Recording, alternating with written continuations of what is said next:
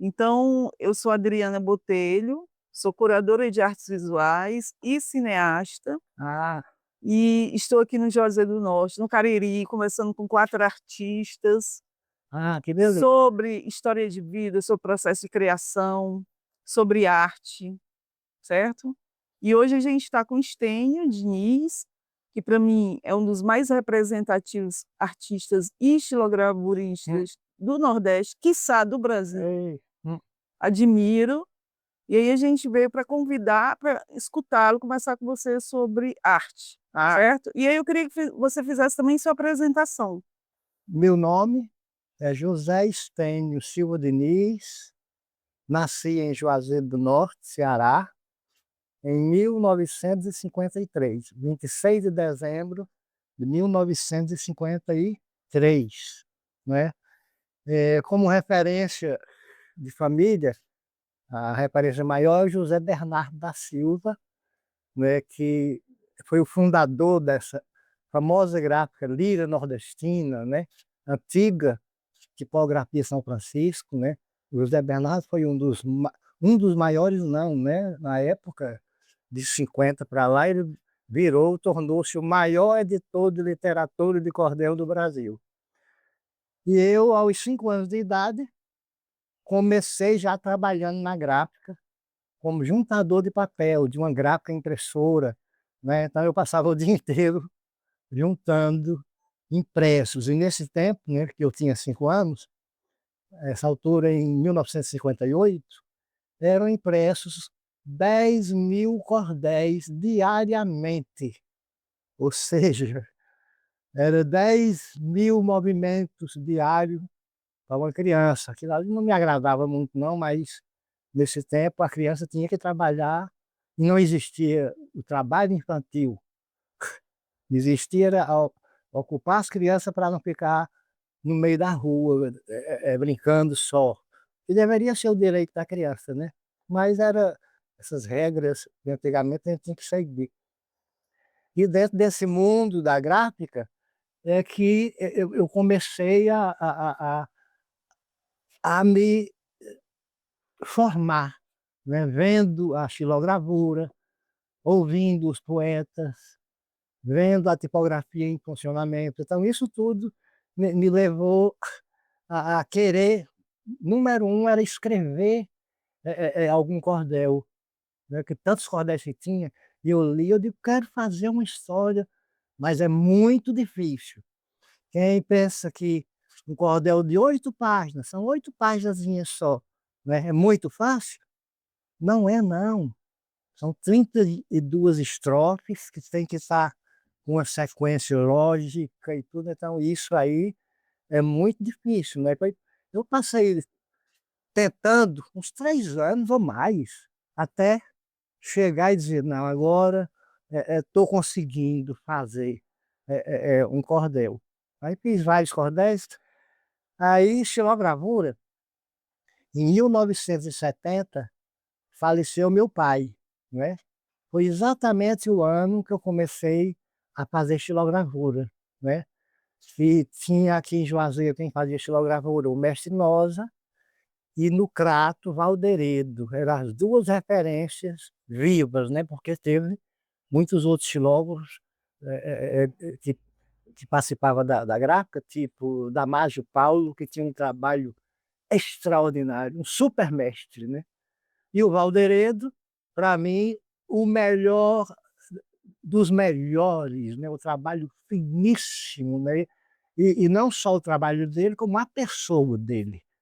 Valderedo era um doce, né, então eu posso me dizer que eu fui aluno, né, do Valderedo, ele é quem me induziu a fazer um trabalho caprichado, né, porque o Noza, mestre Noza, tinha um trabalho, primitivo, né, era meio, quem olhar, pode dizer: "Não, isso é de criança", né, mas é porque era o estilo dele, muito forte, muito bom, mas de delicadeza era o Valderedo, né, então o Valderedo, quando eu via o trabalho, eu dizia: "Meu Deus, como é que alguém faz isso?", né. Aí comecei, aí com muitos e muitos anos, é que fui aprimorando o trabalho, não fiquei somente com um estilo, tão somente. Foi acontecendo o estilo próprio, mas quando eu digo próprio, é próprio com influências também, né? Porque nesse tempo eu via, tinha uma coleção de revistas, gênios da pintura, né? Dos impressionistas, expressionistas do mundo todo, né? Então eu via esse pessoal e me identifiquei bastante com o trabalho de Van Gogh. Aí o Van Gogh foi assim, uma injeção na minha cabeça, né? O movimento, né? Aquele movimento buliçoso. Aí eu, no meu trabalho, de repente começou a aparecer o céu, sabe, com muitos movimentos, que quem começou a olhar depois, vendo o trabalho, já olhava e dizia, tem alguma coisa de Van Gogh. Aí eu dizia, tem razão. Eu não ia dizer, não, esse é meu estilo. Não, é o meu estilo. Mas houve a interferência do Van Gogh, né? Como também teve o Max Ernst, né? O Picasso nem se fala, mas ele era moderno demais para o meu tempo, mas é o Salvador Dalí. Também, então, é uma junção, né? É como se diz, que a arte ela não fica parada ali, ela evolui. Então, aí, sabe, eu deixei mais leve a minha mão, aí começou a fluir. Tanto que muitas pessoas diziam, é surrealismo? Porque lembra muito surrealismo, por exemplo. Quem está desenhando tem uma lua ali, aí, se botar as figuras normais, jamais uma pessoa vai pegar a lua. Mas quem está desenhando pode pegar a lua, o poeta vai lá e pega com a mão, né? É essa a liberdade que o artista tem.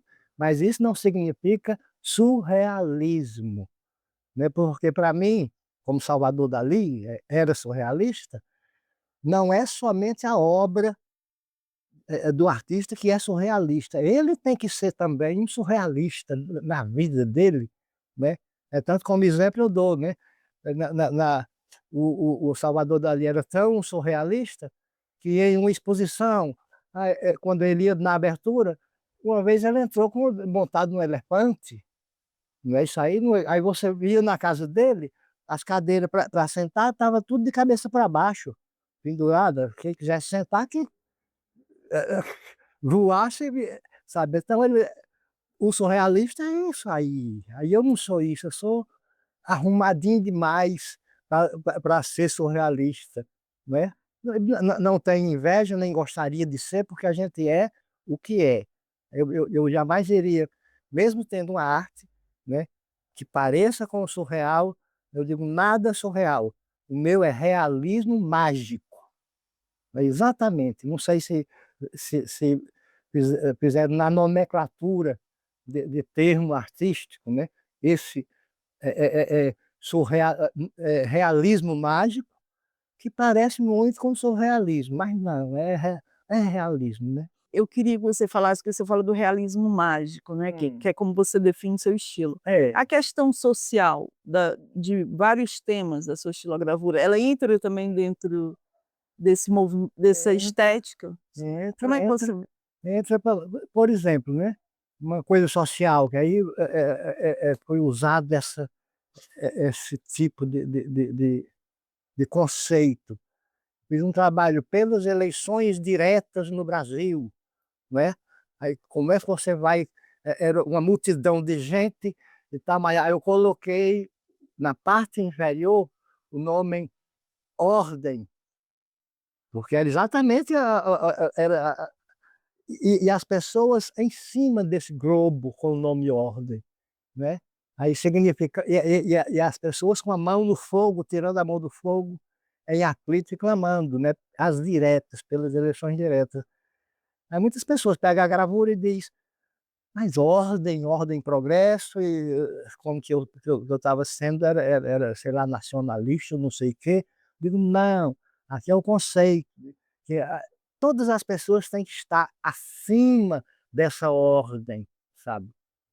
Não é a ordem governamental e tal, em cima das pessoas. Não, é exatamente o contrário, né? Eu sei que esse tipo de mensagem, conceitos, aí, por exemplo, eu fiz também. Você foi para a Bienal, São Paulo. Foi uma Com coisa. esses trabalhos, Não, que período foi esse? eh, esse período foi já mais adiante, né? O da Bienal foi uma coisa assim que eu não estava esperando jamais, porque eu tinha tentado participar da Bienal Nacional de São Paulo, né, Bienal de Artes, que tem a nacional. E tem também a Bienal Internacional, que aí já é outra coisa para os grandes nomes e tal. E eu só tinha, o quê? 7 anos de prática artística. A Bienal foi em 1977. Acho que a 14ª Bienal, 77. Mas nesse tempo eu já tinha conhecido Marisa, uma pessoa extraordinária, não é? Que o marido dela tinha sido preso. O marido é chamado Chico Alto, né?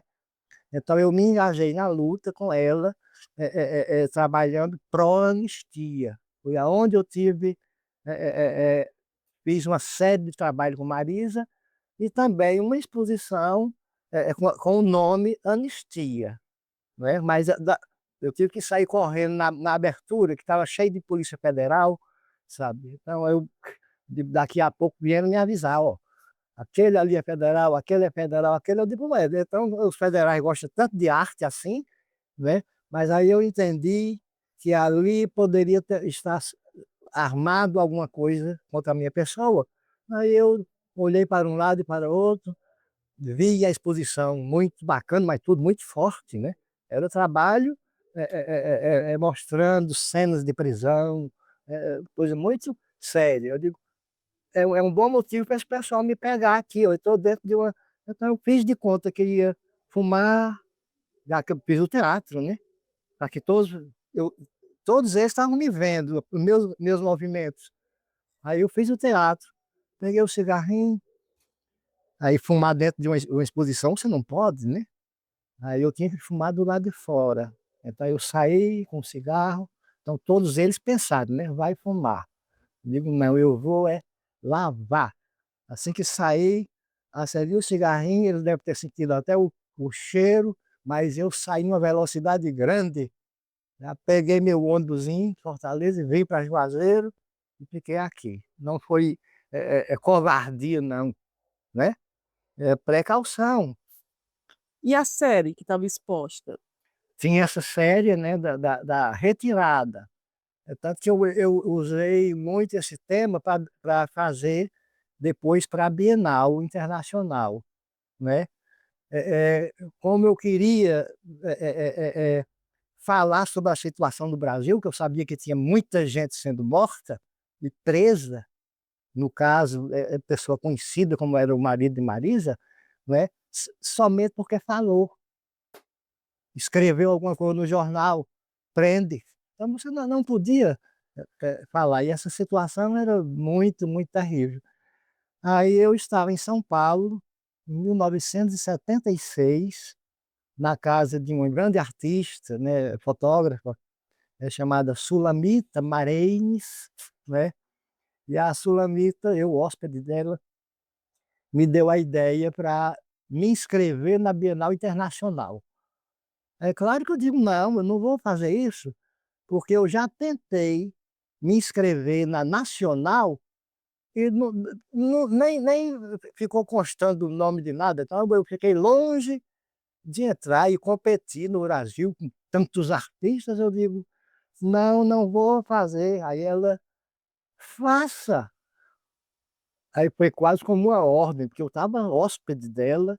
Ela disse, se você tem condição, me deu aquela injeção. Eu disse, espera, já que ela está dizendo, então eu vou ver o que é que eu apresento nessa Bienal, proponho, né? Aí eu fiz o projeto chamado Prisão como consequência de emigração, né? Era mais ou menos o que o sistema queria. Não saiam do Nordeste para vir para o Sul, que ficassem nos seus cantos. Aí eu coloquei, né? que as pessoas, sabe, resistissem na sua região, porque muitos que vai para o sul, né, se envolve no crime, não se adapta, e virando marginal, vira sendo preso. Então agradou muito ao jurar a comissão da Bienal, né, disseram uma coisa bem da direita ali, esse conceito. Aí passou, né. Quando eu fui aprovado, e era só com escrita, você não precisava mostrar trabalho, era só a escrita. Mas aí eu fiz o quê? Fiz um projeto de uma exposição ambiental, né, mostrando painéis de 3 metros de altura, eram imensos, e não era xilogravura, era uma técnica que eu criei, assim, de pintar com esponja. Fiz cena de prisão. Coloquei, uns cubos também, cordas e luvas, com areia dentro, então, sabe, clamando, presa, uns bonecos feitos com raspa de madeira, se desmiliguindo, um som, quem entrava já, a Sunamita tinha coisa eletrônica, né, que acionava o som, né, que era de chibatada, de gemido, de tortura, era um negócio muito, muito, sabe. É tanto que eu só passei 2 dias na Bienal. Eu poderia, iam me pegar ali naquela hora, né. Já fui discriminado no primeiro dia, eu montei, né, então acho que a direção da Bienal viu, acharam que não era viável, não era importante para eles, aquele trabalho, os jurados, que era o jurado internacional, gente do Japão, China, França, era um jurado grande, né. Acontece que, eu no projeto eu coloquei que um poeta popular iria explicar a obra e acompanhar a obra. Então eu, o único artista que poderia estar presente na hora do julgamento, porque no julgamento só o júri fica na Bienal, não entra ninguém, só os jornalistas e o corpo de jurado, eram umas 30 pessoas, é um batalhão grande, né, que vai olhar os trabalhos. Aí eu fiquei até 5 horas da tarde, que falaram que o julgamento iria até 5 da tarde no tal pavilhão, que era o meu. Aí eu fiquei dentro do pavilhão, mas dentro do meu projeto, esperando chegar o júri, né. Deu 5 e falaram que 5 horas encerrava, e quando eu olho, 5 horas, nenhum jurado apareceu. Quer dizer que excluíram o meu trabalho do jurado ver. Aí eu fui na comissão, na direção, e disse que o meu projeto não tinha sido visitado. Aí o lá do bigodão, que eu não sabia nem quem era, mas era o diretor, disse: "Não, nós vimos o seu projeto já". Digo: "Não viu, porque eu estou lá desde 7 horas da manhã até agora, eu levei minha comidazinha, eu almocei lá, merendei, e não arredei, não apareceu uma pessoa sequer". Aí ele viu que foi pego na mentira, né. Aí ele chamou um funcionário: "Ei, o júri já estava disperso, cada um já reúne todo jurado, que teve um projeto que esquecemos de ver". Como é que se esquece de ver um projeto? Aí foi reunido o jurado, né, e eu olhei para trás, e aquele batalhão de 30 pessoas atrás de mim, eu encaminhando eles até a sala. Quando entra na sala, eh eh eh, aí o som já foi ativado, né.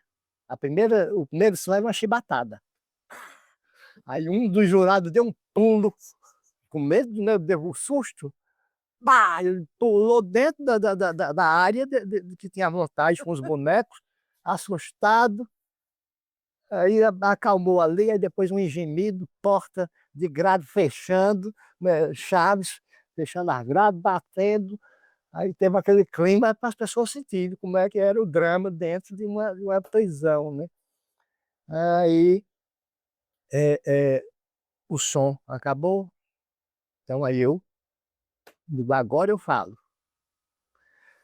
Mas tudo no improviso também, que eu não tinha escrito, nada, nada, era o meu sentimento Você ali. lembra o que falou? Lembro, lembro o que eu quis falar até, né? Porque aí eu digo, eu dei uma introdução para apresentando o Brasil, primeiramente, né? Eu digo, bem, senhores, primeiras palavras, senhores, senhoras, tinha mulheres também. Aí eu disse, conforme todos sabem, o Brasil é um país de 33 milhões de crianças carentes. Quando eu falei isso, o presidente do júri, que eu nem sabia que ele era presidente, automaticamente ele disse: para, vocês não podem ouvir. Rapaz, saiam todos da sala, saiam todos. Aí retirou todo mundo. E eu, com um cordelzinho na mão, que eu tinha levado o cordel, era onde que Patativa da Saré fez, que era a imigração e consequências, né? Aí eu com o cordel na mão, e ele botou todo mundo para fora e ficou somente ele comigo na sala. E aquele bolo de gente lá de fora. Ele disse: isso aí já está no projeto, você não precisa falar. Eu digo: não está no projeto, não, porque é o cordel aqui. Eu recebi hoje, vocês não têm ele, então é isso aqui que eu vou apresentar. Aí ele disse: então diga para mim o que é que você vai dizer. Para ele, sozinho. Aí eu disse: por quê? Eu vou falar só para você. Ele disse: porque eu sou o presidente do júri. Eu digo: ah, então você usou o poder de presidente do júri para botar todo mundo para fora? Pois agora sou eu que vou usar o meu direito. Fora da minha sala! Agora! No grito. Digo: saia, saia! Então ele saiu, foi chotado. Eu fiquei, então o projeto não foi julgado, né? Aí chegou a noite, né? Todo mundo que entrava via a exposição, olhava para mim, mas nem me perguntava nada, porque via que o negócio era muito sério. Só olhava e balançava a cabeça, e tá, ninguém teve conversa comigo.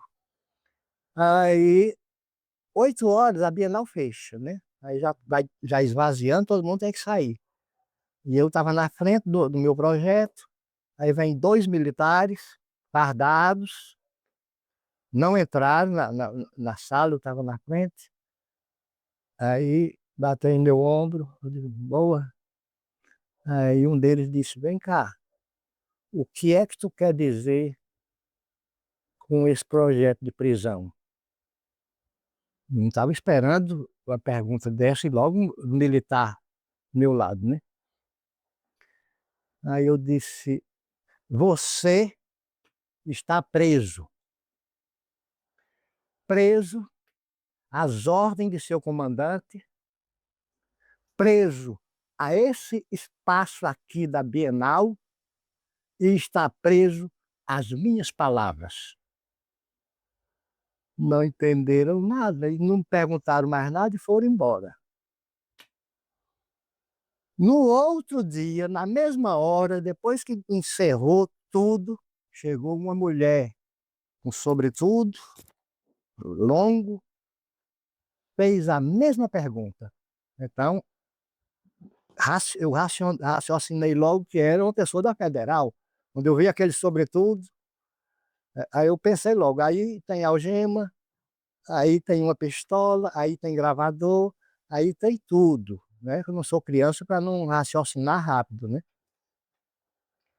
Como era tudo inesperado, aí ela: o que é que você quer dizer com essa prisão?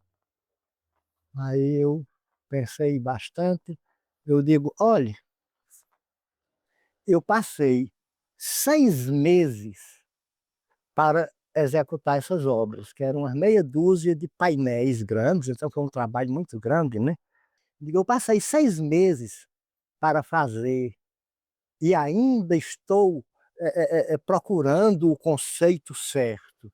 Agora, a senhora nem entrou para ver, sabe? Aí vim me perguntar.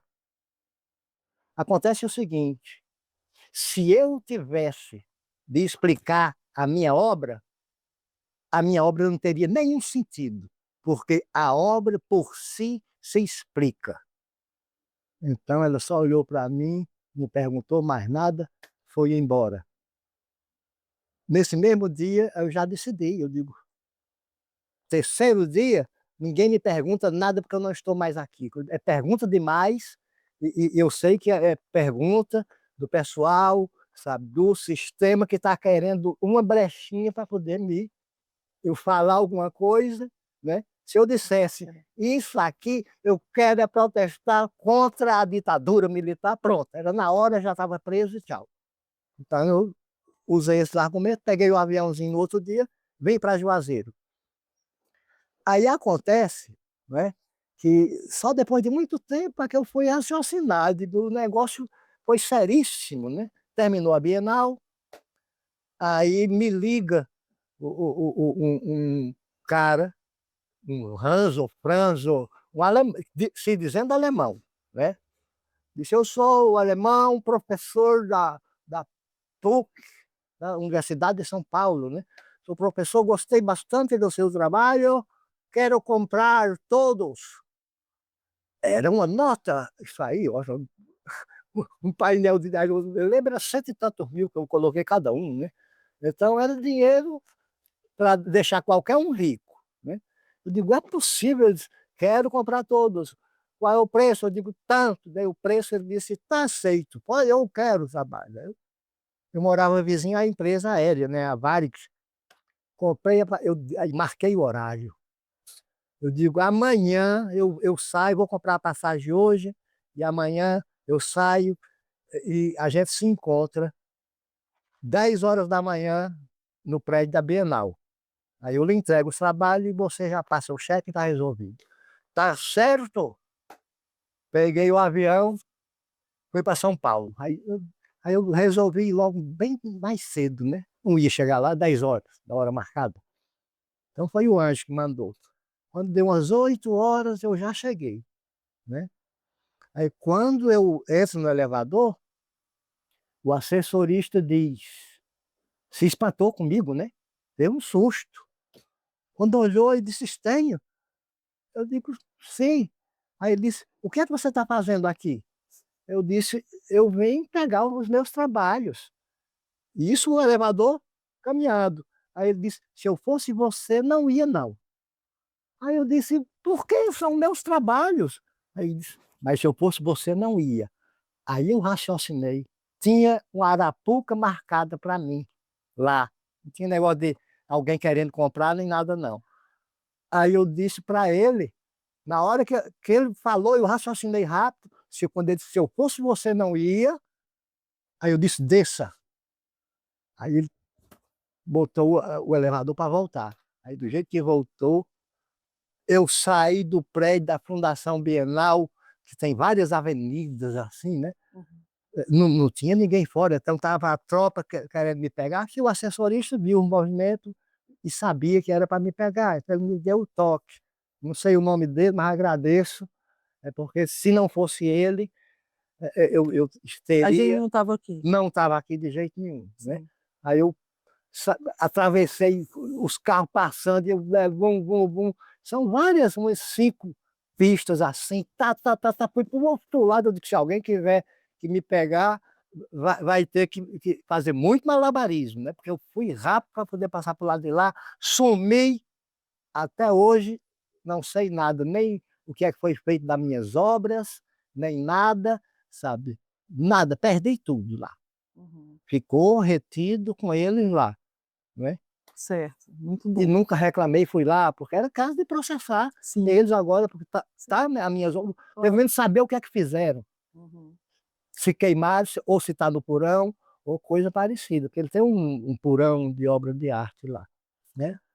Stênio, eu queria falar também, agora um pouquinho voltando, antes da Sim. Bienal, você falou da sua formação, do Valderedo, do mestre Noza, Nós e falou de um outro. Damásio Damásio. Paulo. Aí eu queria entender a influência. E aí você falou também do Van Gogh, Sim, Salvador Dalí, o surrealismo, todas essas influências. e outras de fora, sim. E aí eu queria vir para você, como é que você vai constituir essa forma de desenho, de temas, porque você experimenta também, né, com instrumentos. Você sai do buril e vai para outros instrumentos, aí você vai experimentando. Experimentado. E aí eu queria que você falasse desse processo, certo? Processo evolutivo de ferramentas, né. Eu comecei a cortar gravura como todos os que cortavam. Não existia estilete, isso aqui não era usado para xilogravura, de jeito nenhum.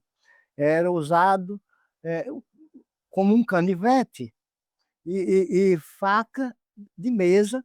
Então, a pessoa ia no serralheiro e tal, aí eles faziam uma pontinha bem fininha na faca mesmo de mesa. Então aquela faca, né, é que se cortava, mas o metal da faca é grosso, né. Aí, indo para Brasília, eu conheci esse instrumentozinho aqui, que é o estilete. Aí eu comprei e testei para fazer gravura. Só que no início é muito complicado, porque ele tem uma ponta muito fina e com o canivete primitivo, você pode fazer isso assim, mas com ele não, porque você faz aqui, quebra a ponta. Então quebrei muitas pontinhas, quebrei muita cabeça e pontas do estilete. Aí com o passar do tempo me acostumei, tanto que todos os xilógrafos hoje que eu conheço por aqui, só corta com estilete, né, então foi uma coisa boa que foi implantada no universo da xilogravura, né. Aí tinha também goivas, aqui eu já coloco outros instrumentos, né. Tinham goivas, a goiva em V, é tanto que eu não encontro, porque aí depois eu aboli. Por exemplo, a goiva é o instrumento que você vai, tirando as flepos de madeira, então é muito facilzinho, né. Tanto que esse céu vangoresco, né, que eu tenho, né, é exatamente no catálogo aí eu mostro. Esse céu vangoresco aqui, ó, é feito com essa goiva. Então, sabe, é muito fácil, né, de você fazer, mas eu sou do tempo de procurar, uma coisa mais difícil. Aí eu saí dessa fase de fazer muito o céu assim, aí eu comecei a usar ponta de prego, deixei de lado a goiva, o canivete, aí fiquei só com o estilete, uma pontinha de prego, e aqui tá o exemplo, né. Esse instrumento aqui, que é feito com a partezinha da serra de pão, de cortar pão, né, ou faca, só de faca de muito de hotel 5 estrelas, é que tem esse tipo de que pode conseguir esse efeito, né. Então eu uso praticamente esses 3 instrumentos para o meu trabalho: a pontinha de prego, né, o estilete e isso aqui que chama, como é, buril, eles chamam de buril.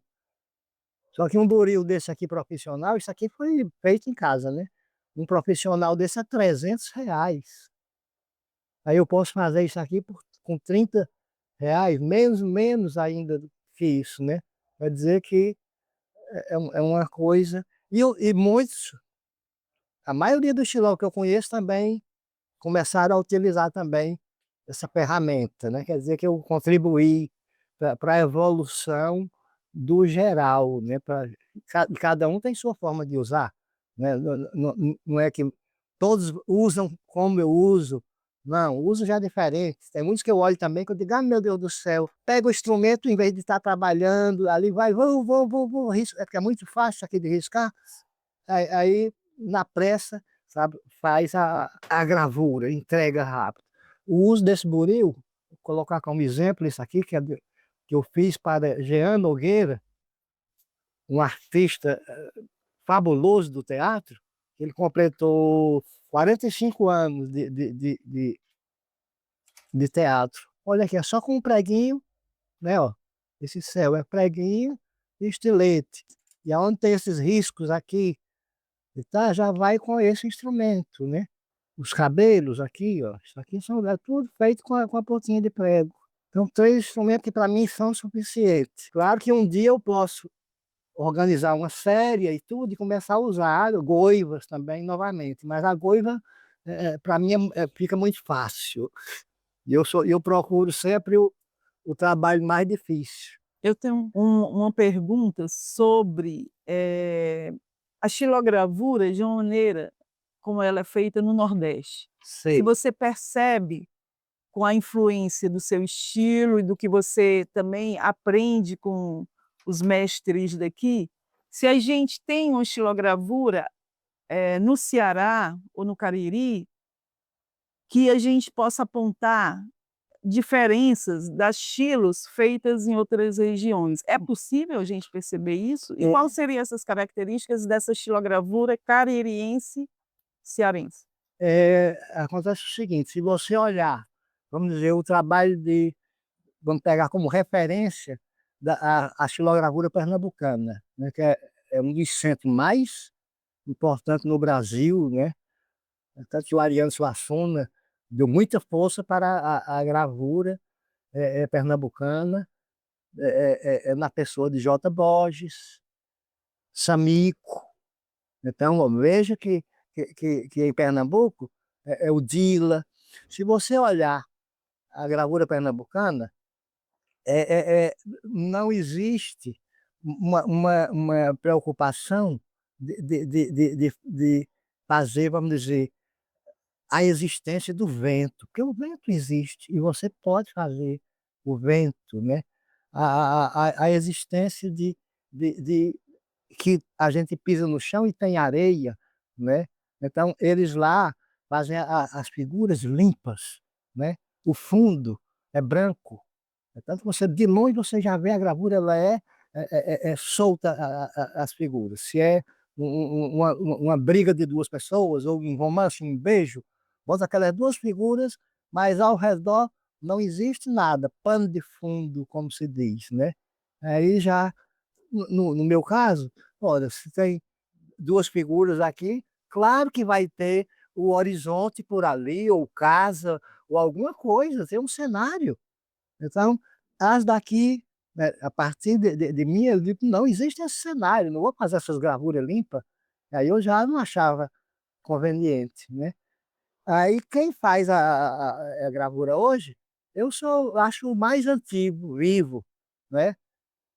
Depois que eu comecei, já há alguns anos, depois veio o Abraão Batista, que tem um estilo próprio também, e ele usa goivas, sempre.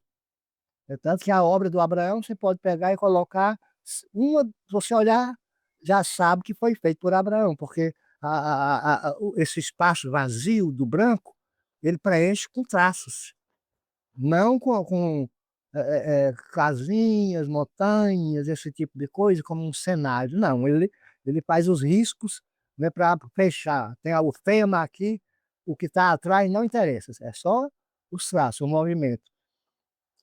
E o restante do pessoal que hoje faz, aí não segue a linha pernambucana, que é de deixar tudo limpo, esse fundo, né? E sim, respeitando que existe um chão, um céu, tem nuvem, sabe, uma paisagem de fundo. Então, as daqui se caracteriza por essa coisa, pelo respeito a esse cenário de fundo que a gravura pernambucana não tem.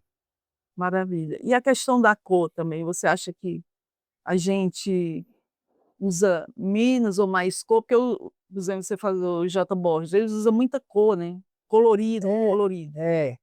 Você vê essa diferença do uso das cores? Vejo, vamos dizer, com Borges. Borges de osso aqui E o também seu, tem. por exemplo, Borges e o seu, como é que você usa a cor comparando ao J. Borges? Aí, bem diferente. Quando eu meto cor, então, por exemplo, eu não vou colorir pecinhas que está ali, uma um passarinho aqui verde, aí com um outro rolo, outro azul, esse tipo colorindo. Não, eu não faço uma. E como o meu trabalho é compacto, não teria condição de eu dar um destaque aqui com uma cor, com um rolo, não. É com o de Pernambuco dá, que são figuras soltas. Aí você bota cor, né? Porque está tudo solto. Tem um espaço que entre uma peça e outra, figura e outra, que essa tinta, vamos dizer, amarela que eu coloquei aqui, nessa figurinha, uma imagem de uma mulher aqui, na saia dela, o rolozinho pequeno, então não vai interferir na vizinha. Aí tem condição dele fazer isso aí. Nem qualquer um pode ter essa paciência e colorir. Mas aí é, é, é, é, eu nunca me liguei nesse tipo de colorimento, pode dizer, porque a mensagem, a gravura é aquela, a princípio, para mim, preto e branco, e a única cor de cor que eu faço, né, às vezes fazia, porque hoje eu não estou nem fazendo mais, né, só algumas, é colocando duas cores na mesma matriz, né, fundindo as cores, né? Como exemplo, tem até uma que eu estou olhando ali, que é a peregrinação no Rio São Francisco, né? Que a cor interferiu, né? E deu uma outra conotação, que sendo toda preto e branco, ela transmite uma coisa. Aquela cor vermelha que eu coloquei ali, na parte do céu e pegando a montanha, ela transmite para o subconsciente da gente dá uma outra sensação, né? Olhando essa aqui e olhando a outra, cada um transmite coisas diferentes, embora seja a mesma obra, né? Muito bom. Agora eu queria um tema ainda, que eu tenho curiosidade, depois eu passo para o Wesley fazer as perguntas dele, Certo. que foi a sua experiência com as exposições internacionais. Ah, Quando sim. você expõe aqui, a partir daqui o contato e começou a expor fora.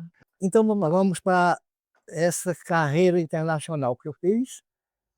Até hoje, 14 viagens à Alemanha, principalmente, né? E outros países ali pertinho, mas aí o, o canto principal foi a Alemanha.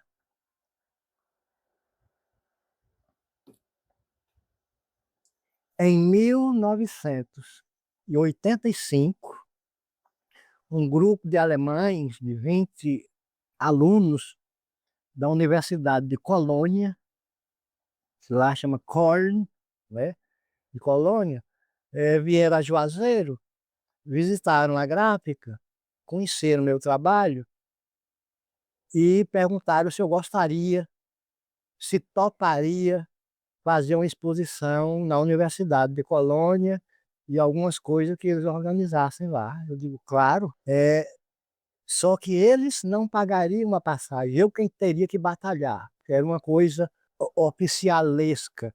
Aí o professor chamado Horst Nitschak, né? Professor finíssimo, bacana, dos nossos, perguntou a mim se eu mandar um convite oficial, que não era bem oficial, porque quando é oficial, a universidade paga tudo, né? Se eu mandar um convite dizendo que é oficial, você consegue a passagem? Eu digo, consigo. Eu nunca digo não. Aí com esse convite, né, convidamos o artista a fazer. Aí eu visitei colegas que tinham dinheiro, em especial foi da família Pita, me ajudou bastante, eu devo muito, muito a eles, né? O Roberto, Betinho, Pita, a família toda, né? Dos Pitas me ajudaram, me deram o dinheiro para comprar a passagem para ir para a Alemanha. Então eu fui, e com mais dois colegas, né? Mas perguntar, professor, tinha um chamado Lucion, que toca violão, eu digo, vou dar chance para o Lucion, porque ele toca violão e eu componho, e então a gente não vai passar um mês, 2 meses lá, então tem a exposição e vai ter música também. Aí ótimo, aí teve um outro chamado Neto, João Neto, você não queria ir também, eu liguei para o professor, ele faz mímica, ele disse, bem, se vocês conseguirem a passagem, aí eu consegui assim, eu dei a entrada da compra da passagem. só de ida, e não vende só de ida. Mas eu tinha um amigo chamado Cícero Antônio, né, que era muito amigo do ministro dos transportes. Aí conseguiu que eu comprasse a passagem só de ida, porque eu ia ganhar dinheiro lá e tinha o dinheiro para voltar, né? Então, não foi bem assim, né?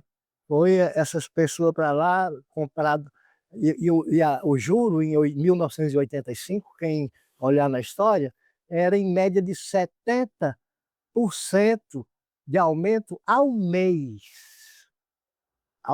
ou seja, se tu não pagou uma prestação, vamos dizer assim, de R$ 500 hoje, então se fosse pagar no outro mês, se atrasou um mês, tu ia pagar 800, né? Praticamente dobrado. Então aí eu atrasei as primeiras prestações porque não entrou dinheiro imediato, então ficou tudo atrasado, virou uma bola de neve, que eu só ia passar 2 meses, mas tive que trabalhar um ano para poder conseguir pagar a passagem de ida. E depois um outro ano para poder juntar dinheiro para não chegar de bolso vazio.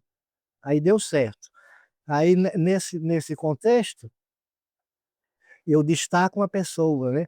Um alemã que viu a situação que a gente estava, né? Aí ficou só eu e o senhor, né? Numa situação difícil, pagando o que ganhava no mês era mandando para pagar as passagens, prestação, prestação. Aí essa pessoa chamada Anne Maria Jacobs, que a gente aqui chamava Ana Maria, né? A fabulosa a Ana Maria organizou turnês, sabe, muito interessante, ligou para muitas cidades, então foi uma enormidade de trabalhos que a gente fez organizado pela Ana Maria, né? Não só exposição bem montada, como pequenas palestras, apresentações, às vezes num bar, num restaurante, num teatro, foi muitas coisas. Para ilustrar, em 85 aqui, ó, eu coloquei exposições internacionais. Aí tem, em 85 eu fui na Universidade de Colônia, em 86, que aí já fiz na Central Biblioteca de Colônia, né? Aí no próprio 86, Theodor Hauss Academie de Gummersbach, então uma academia de arte, Casa da Família em Wipperfurt, Altmens da Universidade de Colônia, Galeria de Berlim, Central Instituto Latino-América da Universidade de Berlim, Otto Reisbiro de Colônia, Rathaus, Pyramide e o Sparkasse, que é o banco de Erlangen. Então, você vê, só em 86, umas 10 exposições, né, dentro dessa caminhada. Aí Tem a repercussão dessas exposições. A gente vai também colocar seu sim, currículo no projeto, que aí as pessoas certo, escutam e vê a certo. referência, Pronto, né? ali tem. E como é que você disse, quem via seus trabalhos, né? Como é que chegava a você a opinião deles? Muito, muito positiva, pode-se dizer. Talvez mais do que aqui, né? Porque lá era o berço da xilogravura, né? Do expressionismo, do pessoal muito forte que fazia na Alemanha. E nessa época, hoje, né? A xilogravura não tem mais a força que tinha antigamente, né? Aí do Otto Pankow. Esse Otto Pankow é extraordinário.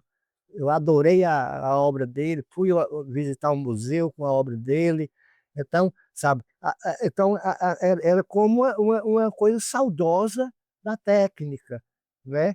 Então, eles viam, conheciam a obra de Pankow, de Max Ernst, de fulano, dos grandes expressionistas, né? Mas não existia mais. É como que apareceu o meu trabalho, então aí é a xilogravura, né? Então aí tinha uma receptividade boa. E também dois lados, porque o meu trabalho não é só o social, o extremo, não, tem o lírico, tem o sonhador, né? Então, quem se identificava com aquele social, aquela coisa forte, né? aí já comprava aquele trabalho, mas aí quem já o trabalho social, que pouca gente iria querer, vamos dizer, um um trabalho de de de de pranto, de miséria, né. Essa gravura aqui foi a mais divulgada na Alemanha, chamada Prece. Então acho que porque tem uma identidade com a gravura alemã, né, então foi bem divulgada essa.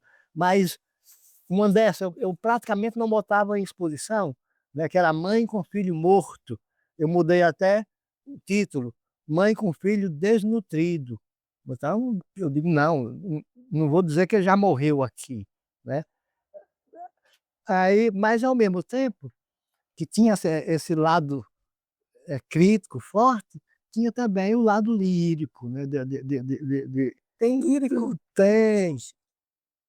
Fora esses fortes, aqui a gente vai, aqui até o mo por exemplo, a feira interior, primavera, Muito lindo. né. Isso aqui você pode botar num quarto de criança. As crianças se identificavam muito com isso aqui, Eu com também. esse tipo de trabalho. Pois é, porque é positiva, né. Esse já social, né, que é trabalho Olha as para folhas do todos, né. coqueiro, que coisa linda. Olha o sol, os Ah, raios do sol, coisa maravilhosa. pois é, então teve uma resposta boa e foi feito esse catálogo, foi feito em 86, exatamente com todo o material que eu apresentava nas exposições, né. O Wesley tem uma pergunta que eu vou tentar repetir aqui para você. Como é que você vê a importância da estilogravura hoje e também a relação que os jovens artistas estão tendo com ela? Porque você acabou de falar que na Alemanha também eles estavam na década de 80 eles estavam, eh, deixando de ver estilogravura. Quando É, você surge, daí o deu impacto deu para eles. Porque você trazia ali elementos, né, de referência de uma estilogravura europeia, do norte é, europeu. é, E aqui, como é que você vê a influência da estilogravura nos jovem artista, hoje? muitos, vamos dizer, o Gilmar de Carvalho é que falava muito sobre essa que poderia bem responder. Ele coloca que todos os artistas que fazem estilogravura aqui, têm por obrigação falar do meu nome, que foi o Estênio, porque eles me viam fazendo gravura, outros que eu que ensinei. Então, quando eu Cosmo, que faz xilogravura. Eu disse: "Não", e o Manuel, ele faleceu. Rapaz, quando eu vi teu trabalho foi que eu fiquei louco e, pra fazer a xilogravura, né, e até hoje fazem a xilogravura, querendo fazer aquele tipo de trabalho, né. Aí começaram a ver também o quão difícil é fazer, e eles também fazendo com o capricho que normalmente a xilogravura popular não exige muito detalhe, nem muitos arrodeio, é preto, branco, aquela coisa, direta. Já o meu tem mais detalhes e tudo, então todos eles que hoje fazem gravuras, se você olhar, sabe, são muito bem trabalhadas, porque acho que não querem, vamos dizer, ficar para trás e tal, tem que acompanhar, sabe, a aquele tipo de tratamento dado à xilogravura, o tratamento delicado, nada rústico demais. Aí, aqui não tem esse trabalho muito rústico. Tem uns mais ou menos rústico, mas é um rústico, mas que eles ainda rebuscam. É diferente da pernambucana, que eles não é o rústico, como dizer, chapado mesmo, né, assim, aquela coisa, que virou bem típico que as figuras limpas, né, sem esse fundo que eu falo. E você conhece jovens artistas que estão fazendo estilogravura hoje? Sim, aqui tem uma quantidade grande, Então ela tem força ainda. tem força, tem muitos fazendo, e acredito que se, houvesse ou se houver, sabe, incentivo, é porque, sabe, eu sinto muito falta de conhecimento, tanto dos professores, quanto de secretários de cultura, diretor de arte, esse tipo de coisa. Você vê, eu estou aqui em Juazeiro há muito tempo, né? Imagina a minha vida toda aqui, né? Apareceu algum convite para eu fazer alguma exposição aqui em Juazeiro? Não, nada de fazer aqui em Juazeiro. Não é que eu não desejo, é que não tem convite e eu não vou atrás também. Apareceu para eu dar uma oficina de arte aqui? Não, por aqui de jeito nenhum. Então, sabe, casa de, como é que se diz, santo de casa não obra milagre.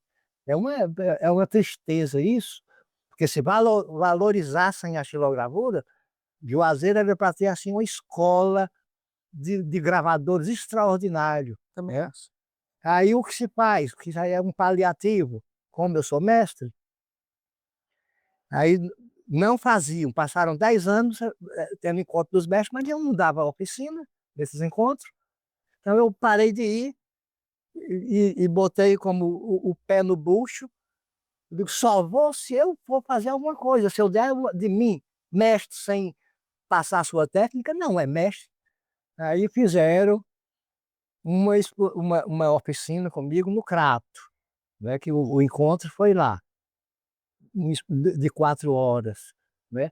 Mas uma oficina boa é aquela que tem continuidade, não é só de 4 horas para ensinar, ela tem que ter, sabe, uma semana, duas, três, aquele grupo se encontrando, Anual. anual, anual, uma coletiva de toda a produção, esse tipo de coisa, né? Ou seja, a gente era para estar bem mais adiante, bem mais evoluído, mas falta conhecimento com os gestores da cultura, tanto estadual quanto municipal, não só aqui de Juazeiro, né? Isso mesmo no geral. Sim. Aí eu sou chamado para dar oficina, para você ver como é que é. Fui dar uma oficina no Museu do Pontal, No Rio de Janeiro. no Rio de Janeiro, há 4 meses, então muito interesse lá. Quer dizer que eles lá reconhecem meu trabalho, né? Fui também para uma palestra informativa e tudo, na casa de Rui Barbosa, que é uma casa importantíssima no Rio de Janeiro. Então, fui bem respeitado lá, foi algo que excelente, extraordinário, né? Fui convidado recentemente há 2 meses para se dar uma oficina na cidade de Quixeramobim, né? Quer dizer que em outras cidades me chamam, né? Aí aqui na minha terra não, mas eu não acho, eu não reclamo disso não, porque aí eu tenho mais tempo para fazer os meus trabalhos. Porque eu estando dando oficinas, aí eu não estou produzindo nada. Mas eu acho que umas oficinazinhas, uma vez ou outra, esses órgãos de cultura, organizar com seriedade, almejando um resultado, sabe? Não só como passar um pirulito na boca da criança, eu ter contato com aquela criança, jovem ou adulto, de 1, 2, 3, 4 horas e acabou ali, sabe? Eles não vão ficar incentivados. Precisa ser algo que almeje uma consistência Uhum. na proposta de formar novos seguidores daquela técnica, né? E para terminar, umas datas, né? Quando que você começa a fazer estilogravura? 1970. Tá. E as primeiras exposições? Primeira exposição há 2 anos após, na Universidade de Brasília, na UNB, A Bienal foi 1977. Aí depois da Bienal de Brasília, né? Aí eu volto para Juazeiro e participava de exposições aqui, porque tinha Salão de Outubro, no Crato, né? Salão de Abril, em Fortaleza. Então eu comecei a participar, todos os salões que tinha no Crato, todos que tinha em Fortaleza. Aí eu também compunha, participava também de festivais de música. Nesse tempo era muito ativo a arte aqui, mais que hoje. Hoje você não encontra salão, Aqui não. Acabou o Salão de Outubro, teve um como uma coisa de memória, aí foi feito. Mas as coisas antigamente eram espontâneas, sem financiamento, nem nada, né. Eu mesmo criei aqui em Juazeiro a Bienal de Artes, aí fizemos primeira Bienal de Artes, segunda Bienal de Artes, Em que período? Que ano? a primeira Bienal de Artes em 76, em 76, 78 já a segunda, a terceira eu já estive fora porque eu tive, por questão política, eu tive que passar 2 anos fora de Juazeiro, aí a prefeitura quem fez a terceira, a quarta, a quinta teve as bienais eles promovendo e eu distante, né, mas e a ideia da Bienal quando eu criei, foi antes da que eu participei da de São Paulo, eu fiz a de Juazeiro, uma, né, era, dar um panorama do que se produzia de arte na cidade. Então todos que se inscrevessem participariam de alguma forma.